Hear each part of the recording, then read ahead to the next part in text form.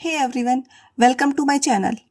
फिर से रणबीर कपूर के चीटिंग रूमर्स ट्रेंड कर रहे हैं और इस बार इंटरनेट कह रहा है कि आलिया भट्ट की सालों पुरानी मैनिफेस्टेशन स्टोरी बैकफायर हो गई है।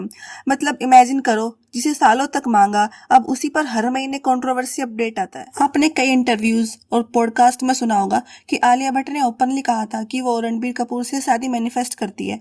अब शादी तो हो गई, लेकिन इंटरनेट पूछ रहा है, टर्म्स एंड कंडीशंस पढ़े बिना साइन कर दिया था क्या?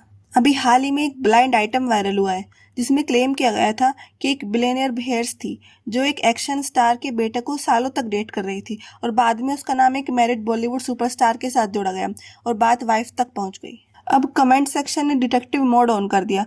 लोगों ने तुरंत नेम्स जोड़ दिए। हेयर्स कौन? Tania Shroff. Action star son कौन? अहान शेट्टी। Married superstar? रणबीर कपूर।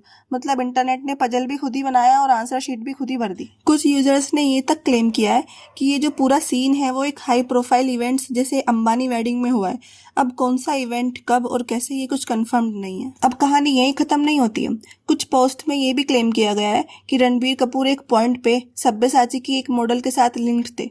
अब ये शादी के बाद था या पहले, ये अनक्लियर है, लेकिन इंटरनेट ने मॉडल तक ढूंढ ली और कहा गया कि जब भी लोग उसके प्रोफाइल पर इज इट ट्रू टाइप के कमेंट करते हैं तो कमेंट जल्दी डिलीट हो जाते हैं। अब इसके रीजंस बहुत से हो सकते हैं, प्राइवेसी, स्पैम, इरिटेशन या सिंपली मुझे मत घसीटो। लेकिन इंडियन गॉसिप ऑडियंस को प्रूफ नहीं चाहिए, उन्हें बस वाईफाई और इमेजिनेशन चाहिए। अब आप पूछोगे लोग इतना सीरियसली क्यों ले रहे हैं?